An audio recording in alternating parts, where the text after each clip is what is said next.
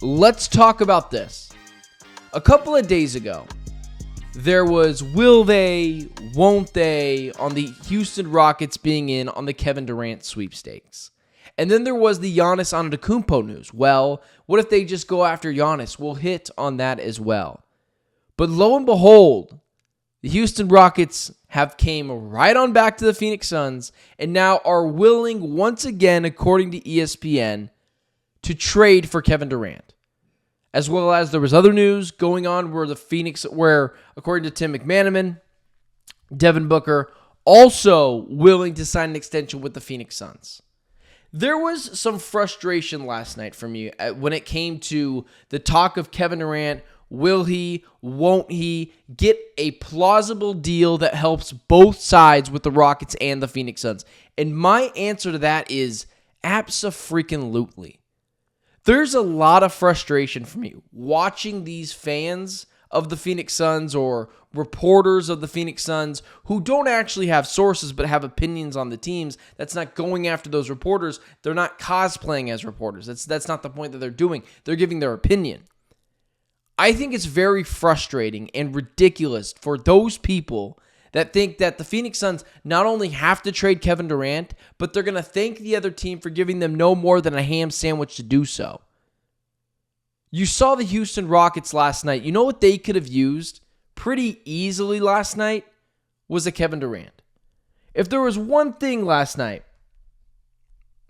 that the Houston Rockets could use, it was Kevin Durant on their team. If they have Kevin Durant last night, they beat the Golden State Warriors. If they have Kevin Durant at all during the series, it's probably wrapped up in 5 or 6 games. No one on the Warriors was very good last night. The issue, outside of Buddy Hield, no one on the Warriors was really fantastic last night. The problem was absolutely no one offensively was good enough for the Rockets, and that's not saying much because they weren't much of anything. And so when I look at what the Phoenix Suns can get, no, they're not going to get Şengün. That's ridiculous. They're not getting Ahmed Thompson. That's crazy.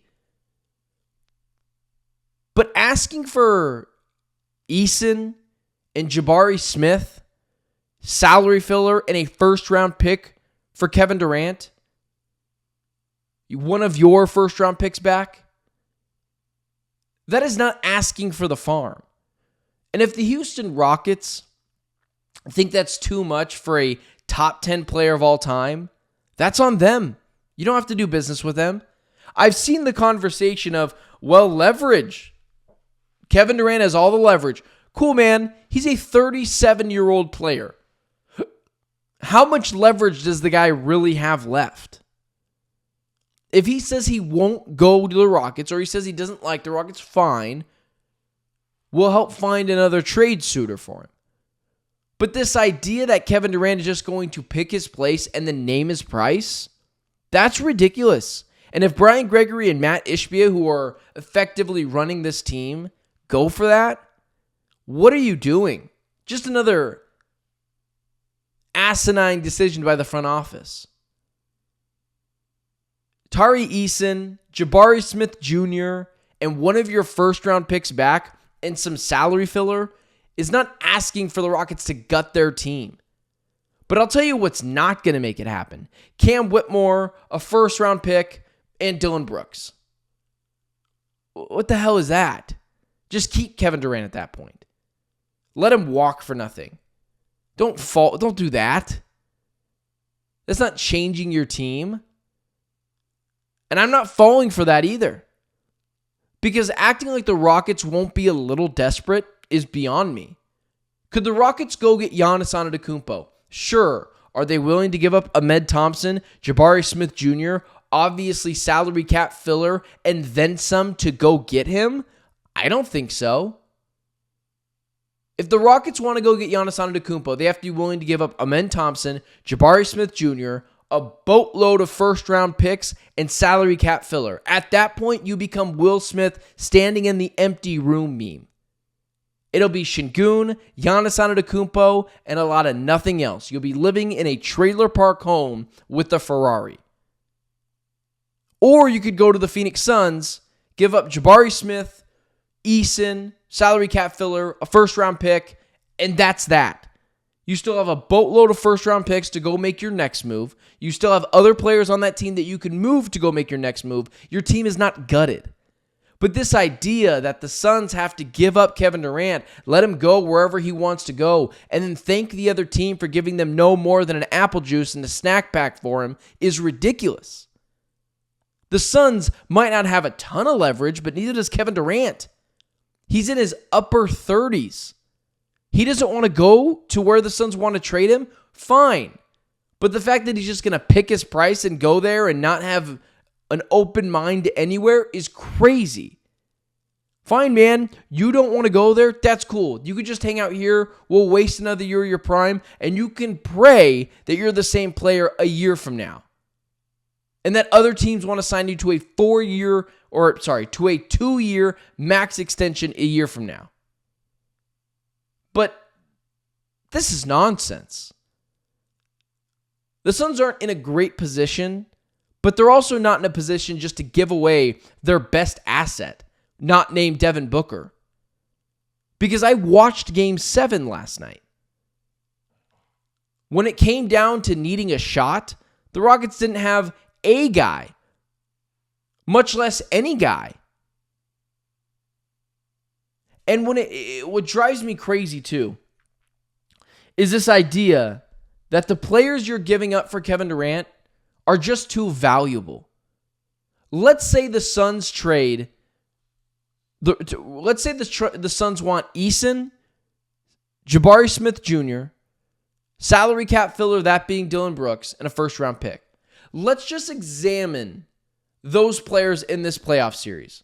Jabari Smith Jr. in this playoff series, he averaged 7 points a game, 3 rebounds, less than 1 assist on shooting splits of 50, 45, and 80. So, not bad shooting splits, efficient, but didn't really do anything. Played 20 minutes. Jabari Smith Jr. played 20 minutes per game, 7 points, 3 rebounds, less than 1 assist in this playoff series. Defensively, obviously a good player.